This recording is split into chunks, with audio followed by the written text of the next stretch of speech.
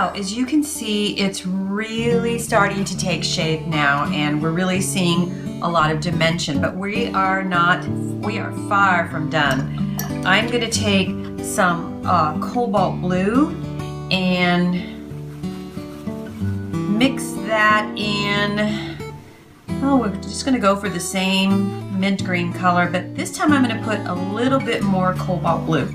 The other one that I made was not this dark, so I'm going to add a little bit more cobalt blue.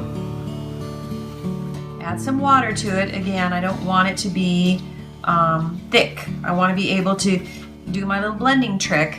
And so this time I'm not going to hit it in all of the places. I kind of want to scatter things around so that they don't look, doesn't look so, like cookie cutter.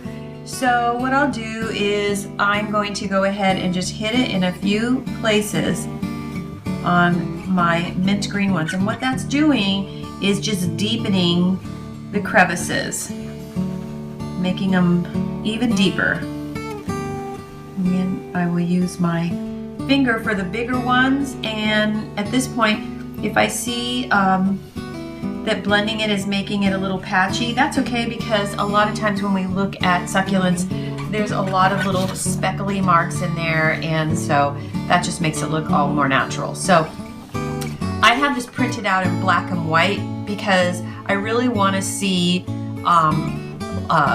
the depth, and I feel like the colors kind of throw me off. This way I actually see the values by seeing everything in gray tones. So this is why I like to work with a black and white photograph, and it also allows me to be a lot more creative with colors. If I'm constantly looking at something that's already colored and trying to imitate that, I am kind of taking away the creativity that I could be putting into the painting. So okay, so I'm going to just go ahead and come back and hit all these little crevices in here. The acrylic paint tends to dry darker than when you put it down, so be wary of that. A lot of times we put a color down and then it dries and it's like, it's so much darker. I didn't think it was going to be that dark. So just know that it's a good shade darker when it's dry. And so just be mindful of that when you're mixing your colors. Sometimes I don't do this, but I used to do this where I have a canvas on the side that I'm testing it first, so I'm not testing it actually on my painting. So that's always a good tip to do. But I'm just going to play with this and have some fun, and like I said, just sort of look at the painting and know that, when it goes in is when it would be darker, and then this petal here would be shadowing the one behind it. So I want to make sure I get the shape of that shadow in, and just soften my edges here. Done. Of course, once we get inside of the middle, it should be a lot darker, and so we're gonna hit that in a few places, get that nice and deep. And this is just fun for me. I love the detail part. I love it when I get to this phase because it's really just about just looking at the painting and deciding what I want to enhance. See this petal right here, how it's in front of this one? I'm gonna just put a tiny little line in here just to kind of look like a shadow, and that way it looks like it's even more on top. So you see how I just kind of added, and there's one over here, and so I'll do the same thing. Just add a soft little blue mark, and so on and so on. Just keep doing it all the way around. The more you look at it, the more your eyes will tell you, oh, I should put something here, and so forth. So anyway, I'm just going to have some fun for a while and deepen these. I'll go ahead and put it on fast mode, just because this is repetitive and you don't need to see me do the same thing over and over and over again. I want you to, at this point, be having fun with your painting, and it's your first one, so be kind to yourself, because I've painted a lot of these succulent paintings, and if you did as many as I did, you'd be great at it too. So just keep going. Let's avoid the purple ones for right now and just concentrate on this the outer right here. So have fun, and we'll catch you back as soon as we get past this phase. I've really deepened my the center part of my flower. I want to do the same thing to these, but this color would not be I wouldn't use the same color because this is a deeper color. So I'm going to go ahead and take straight cobalt blue,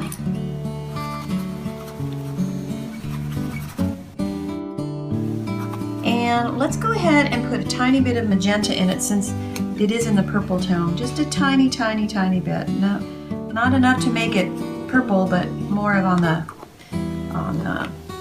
blue side. So I'm going to go ahead and take that magenta and stick it in that and just make a very dark periwinkle blue. Also very watery. I don't want this to be thick paint. And we're going to do the same thing that we did in the other ones, and I'm going to go ahead and, as you can see, I've kind of gone down to a smaller paintbrush because it just helps me to do my outlining, because at this point I definitely want to be more careful with the way I'm laying paint down. And again, I'm going to use my finger. I'm a finger painter. I love kind of blending it, and when I get to the point where I like it, I stop. And so we're just going to keep doing the same thing to the background and go all the way around until you finish.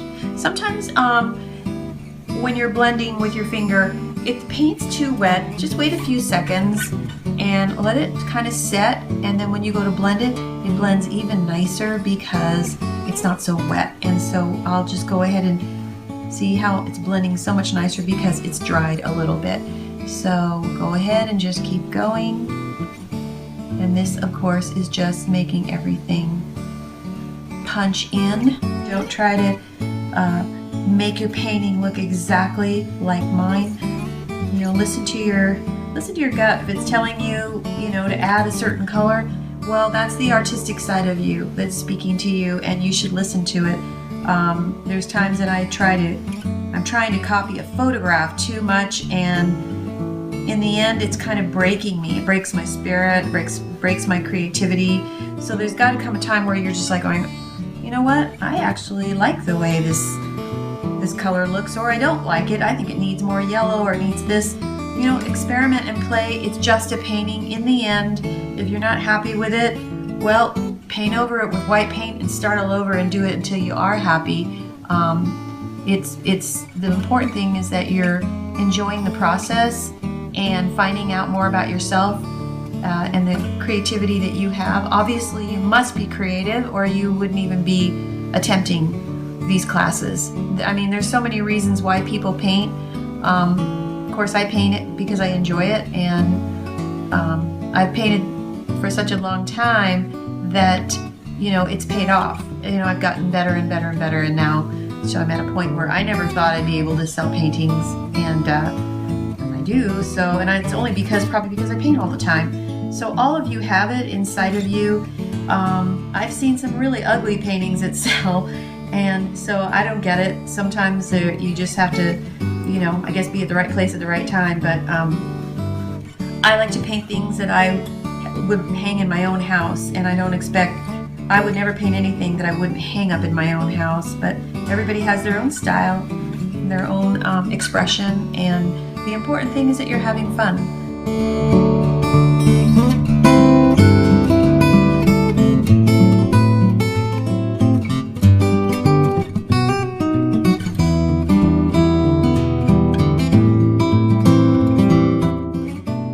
Okay, so we're going to do the same thing that we did. We highlighted these in that buttery yellow color. We're going to do the same thing to the outer edges, but instead of it being the butter yellow, I'm just going to add a lot more white to that. I don't want to put yellow on top of my purple color. So it's definitely a half the temperature. If you look, that's what I put on the turquoise leaves, but on the other one, I just added a lot of white to it. So it's just a really pretty cream color. Don't want to put white. White's too white. So we're going to do the same thing. I'm just going to hit it along the edges. Got my paintbrush, and I'm going to blend that in with my paintbrush and again, again, it's just a lot of repetition, I'm afraid. I'm sorry about that. I hope you don't mind, but that's because there are so many petals on a succulent that we can't get away from that. And you'll be able to see with the other lessons that I'll be the other succulent lessons that I'm going to be teaching. It's kind of the same thing. You kind of just do it all over. Try not to make each one exactly like each other, because then that's just not good. You know, we don't want it to do that. So again, I'm just going to hit it in a few places, not all the way around, just in a few. Blend, blend, blend. And continue to do this until you finish going all the way around your succulent. And then we just keep the process going, more layering, more glazing, but it really is shaping up, and I think you're going to be real happy with how yours will turn out in the end. So keep going. You can see how much brighter these are than on this side. So keep going, and we're getting there. We're getting close.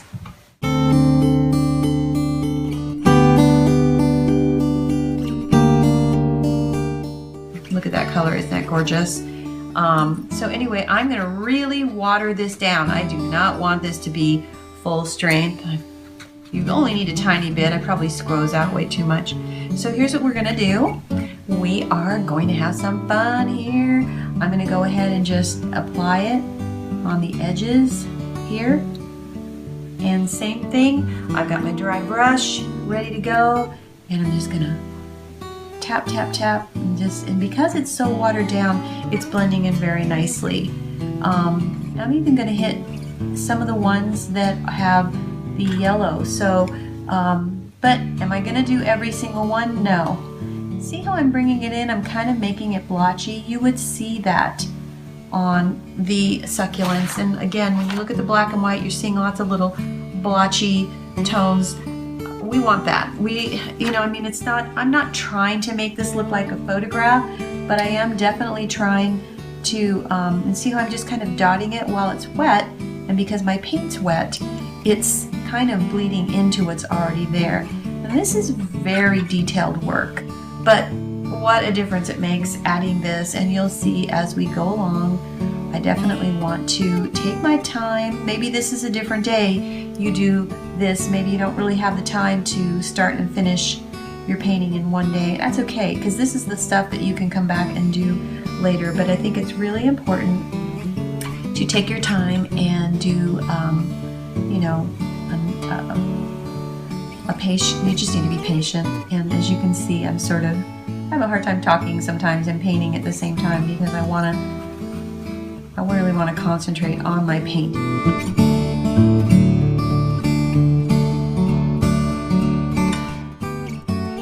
So as you can see, I've gone all around the sides with this beautiful magenta color, but I'm also using it to deepen up some of these crevices.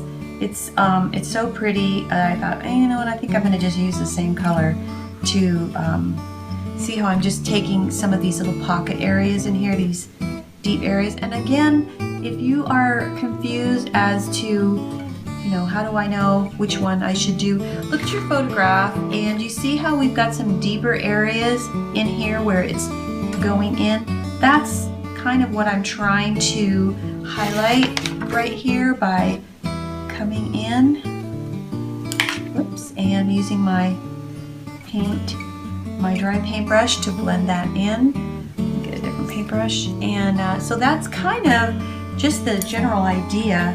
I just kind of keep going light, dark, and so I'm going to just keep using this magenta. It's so pretty. It's actually kind of tying everything in as well. And again, I kind of still want to see that really pretty mint green color that was there, so I don't want to do too much, just a few places, just to kind of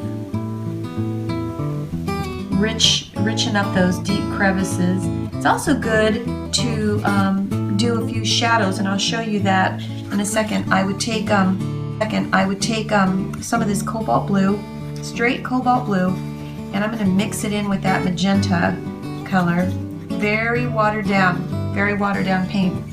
And there's a few places here that need a good shadow. Like this one right here, as you can see, it's kind of layering on top, so it would be nice to have that shadow behind it. Same thing, I'll go ahead and here's a good one that I would want to have shadowed.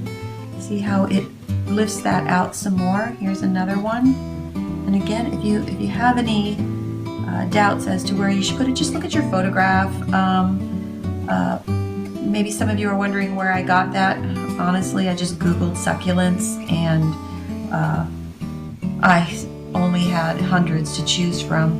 So pick out one that you like. I copy and pasted it to my Word doc, and I just printed it out in black and white. I didn't want to print it out in color. In fact, I really don't want to keep I'll look at the color of the photograph just to initially find out, okay, is this succulent in the green tones or is it in the blue tones? But then that's it. That's where I stop. I don't keep looking at the photograph, because then I'm trying to copy the photograph too much. So I've made this deep dark purpley color because I'm kind of running out, and again I'm just kind of hitting a few places. See how that one needs a little shadow there. Let's see, this one needs one right here. See how it's layering on top of these two? So I kind of want to make sure I get that to pop out. And because it's really watered down, you can still see the petal behind it as I lay my shadowy color down. Still see it. See how I put that down? I still see that behind it. And that's because my paint is watered down, and it makes it easy to achieve that. So I'm just going to keep doing detail upon detail over, kind of looking at it. The more you look at it, the more you see, oh, you know what, I want a shadow right here, and I want that to pop out. I want this one to pop out.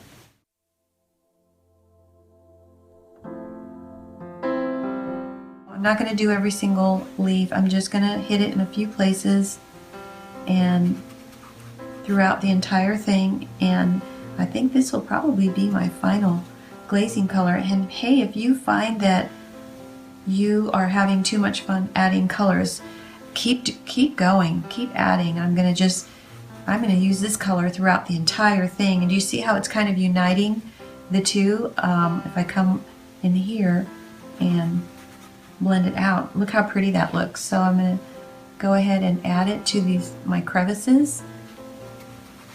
It just looks so pretty on the purple. Okay, so basically done applying my green. It's definitely looking more like a real succulent. I'm going to go ahead and take some of this phthalo blue and mix it with that green. It's a really super dark color. It's like an emerald green color. Mix a little water in it. Don't want it completely thick. And so now I'm gonna, as you can see, I've already kind of done it. I'm hitting it in a few of these little tiny crevices. That would be where it's just so shadowed, it almost looks like black, but we don't like black. So I'm just going to hit it in the center. These are my final touches, and where it got really super deep, and I mean just a few little places just to kind of get the center looking like it's deeper than the rest, because all of these are kind of more open, and so they wouldn't have as deep as shadows. But just gonna hit in a few places, and that's basically it.